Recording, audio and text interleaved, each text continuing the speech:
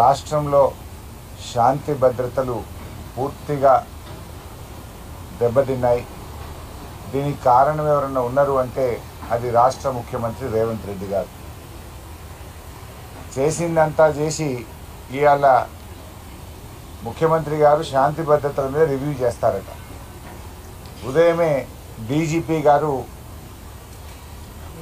Hyderabad brand image కాపాడడానికి కఠినంగా వ్యవహరిస్తాము అని డీజీపీ గారు, ముఖ్యమంత్రి గారు ప్రెస్ రిలీజ్ ఇచ్చారు. మరి నిన్నేమైంది? నిన్న గాంధీ గారికి పైలట్ ఇచ్చి అడిషనల్ డీసీపీ గారిని ఎస్కార్ట్గా పెట్టి 8 పోలీస్ స్టేషన్లు దాటించి మా కౌశిక్ రెడ్డి గారి ఇంటి వరకు తెచ్చి దాడి చేయించారే. మరి నిన్న ఏమైంది మీ లా అండ్ ఆర్డర్ని అడుగుతా ఉన్నా. నేను ఆపొచ్చు కదా. గాంధీ గారిని నిన్న ఆపుంటే ఈ హైదరాబాద్ బ్రాండ్ ఇమేజ్ ఇంత దెబ్బతినేదా? కూకట్పల్లి నుంచి 2 గంటలు ప్రయాణం చేసి 8 పోలీస్ స్టేషన్లు దాటి కౌశిక్ రెడ్డి గారు ఉండే గేటెడ్ కమ్యూనిటీ వరకు కూడా తీసుకొచ్చి ఇంటి లోపలికి పంపించి దాడి చేయించారు కదా. మరి నిన్నేమైంది డీజీపీ గారు? మీరెందుకు నిన్న యాక్ట్ చేయలేదు డీజీపీ గారు అని నేను అడుగుతా ఉన్నా. నిన్న నిజంగా నువ్వు యాక్ట్ చేసి ఉంటే ఈ పరిస్థితులు వచ్చేదా రాష్ట్రంలో? దీనికి కారణం రాష్ట్ర ముఖ్యమంత్రిది, ఇది డీజీపీ గారిది కాదా అని నేను అడుగుతా ఉన్నా. చేయాల్సిందంతా చేసి ఇప్పుడేందో సన్నాయి నొక్కులు నొక్కుతుండ్రు. ముఖ్యమంత్రి దిక్కు, డీజీపీ దిక్కు. ఇంకేందో రివ్యూ చేస్తారట ఇవాళ మధ్యాహ్నం. ఏం రివ్యూ చేస్తావు? ఇంకా సూటికి ఎట్లా కొట్టాలి, ఇంకెవరిని కొట్టాలి, ఎవరెవరి మీద దాడులు చేయాలని చేస్తావా? అసలు ఉందా ఈ రాష్ట్రంలో లా అండ్ ఆర్డర్ ఉందా? ఖమ్మం పోతే మా మీద రాళ్ల దాడి చేస్తే, ఎమ్మెల్యేల మీద రాళ్ల దాడి చేస్తే 10 రోజులైనా ఎఫ్ఐఆర్ ఇష్యూ కాలేదు. 10 రోజులైనా ఆ గుండాలను ఇంతవరకు అరెస్ట్ చేయలేదు. నిన్నేం జరిగింది? కౌశిక్ రెడ్డి గారింటి మీద రాళ్ల దాడి చేసినటువంటి వాళ్ళకేమో రాచ మర్యాదలు. పోలీస్ స్టేషన్లో వాళ్ళకి మంచిగా బిర్యానీలు తినిపించి, సమోసాలు తినిపించి, ఛాయలు తాగిపించి, ఎస్కాట్ ఇచ్చి గాంధీ గారిని ఇంటి దగ్గర దించి వస్తుంది. ఫిర్యాదు చేయడానికి వచ్చిన మమ్మల్ని ఏమో అరెస్ట్ చేసి 2 గంటలు హైదరాబాద్ అంతా తిప్పి అర్ధరాత్రి జంగల్లో మహబూబ్ నగర్లో ఇచ్చిపెట్టింది మమ్మల్ని. అంటే అసలు లా అండ్ ఆర్డర్ పోలీసులు వ్యవహరించే తీరు ఇదేనా నేను అడుగుతా ఉన్నా. అసలు రాష్ట్రంలో లా అండ్ ఆర్డర్ ఉందా అని అడుగుతా ఉన్నా. గతంలో బీఆర్ఎస్ ఎమ్మెల్యేలు మేము నల్లగొండకు వెళ్తే డైరెక్ట్గా మా బస్సు మీద కేటీఆర్ గారు మొత్తం 20 మంది ఎమ్మెల్యేలు ఉన్న మా బస్సుల మీద కోడిగుడ్లతో రాళ్లతో దాడి చేశారు. ఖమ్మం పోతే ఎమ్మెల్యేల మీద, బీఆర్ఎస్ ఎమ్మెల్యేల మీద దాడి చేశారు. సిద్దిపేటలో నా క్యాంపు కార్యాలయం మీద దాడి చేశారు. కౌశిక్ రెడ్డి ఎమ్మెల్యే గారింటి మీద దాడి చేశారు. ఏ ఒక్క విషయంలోనైనా పోలీసు యాక్ట్ చేసిందా? ఎక్కడైనా అరెస్టులు జరిగినాయా? అంటే ఇవాళ ఏమైపోయిందంటే మీరే ఈ రకంగా రెచ్చగొడతా ఉన్నారు.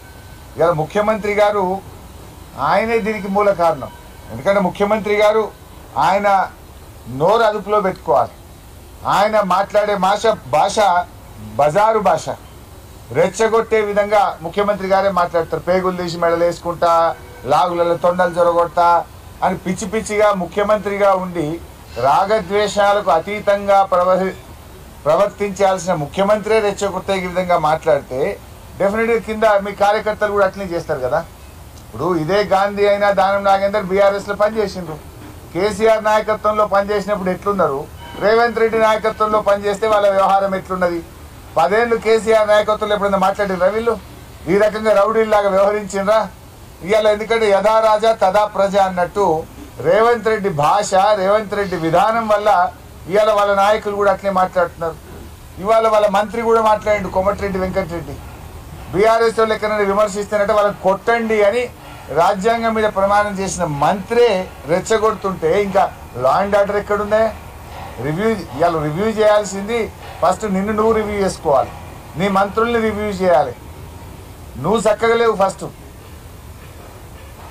పాపం పోలీసులు ఏమంటావు? ఇన్ఫ్యాక్ట్ మేము ఇవాళ మమ్మల్ని అందరినీ హౌస్ అరెస్ట్ చేసిండ్రు.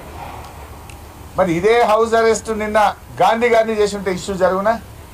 ఇవాళ హైదరాబాద్లో ఉన్న బీఆర్ఎస్ ఎమ్మెల్యేలను హౌస్ అరెస్ట్ చేసిండ్రు, మాలాంటి వాళ్ళని హౌస్ అరెస్ట్ చేసిండ్రు. మరి నిన్న గాంధీ గారిని ఎందుకు హౌస్ అరెస్ట్ చేయలేదు? దీంతో తేట తెల్లం కదా. నువ్వే దాడి చేయమని గాంధీకి ఎస్కాట్లు ఇచ్చి, పైలట్లు ఇచ్చి దగ్గరుండి నువ్వు దాడి చేయించినావు. కానీ అదే బీఆర్ఎస్ ఎమ్మెల్యేలనేమో హౌస్ అరెస్ట్ చేసినావు. ఇలా రాష్ట్ర ప్రజలకు అర్థమవుతుంది కదా. దీన్ని బట్టి స్పష్టంగా అర్థమవుతుంది. నిన్న నిజంగా నువ్వు గాంధీని హౌస్ అరెస్ట్ చేసి ఉంటే నిన్న కౌశిక్ ఇంటి మీద దాడి జరగదు కదా. మరి మమ్మల్ని ఎందుకు ఇలా హౌస్ అరెస్ట్ చేస్తున్నావు? దీన్ని బట్టి ఇది క్లియర్గా రేవంత్ రెడ్డి ఎజెండా. ఇది గాంధీ గారు చేసిన దాడిగా మేము భావించడం లేదు. రేవంత్ రెడ్డి గారు చేయించిన దాడిగానే మేము దీన్ని చూస్తూ ఉన్నాం. ఇలా బాధ కలిగేది ఏంటంటే తెలంగాణ ఉద్యమంలో కూడా మా మీద ఈ రకమైన నిర్బంధాలు, ఈ రకమైన అణచివేతలను 14 ఏళ్ల తెలంగాణ ఉద్యమంలో కూడా మేము చూడలేదు. కానీ రేవంత్ రెడ్డి పాలన ఎమర్జెన్సీని తలపించే విధంగా ఉంది. ఎమర్జెన్సీకి మించిన అన్యాయంగా ఈరోజు ఈ రాష్ట్రంలో పాలన కొనసాగుతూ ఉంది.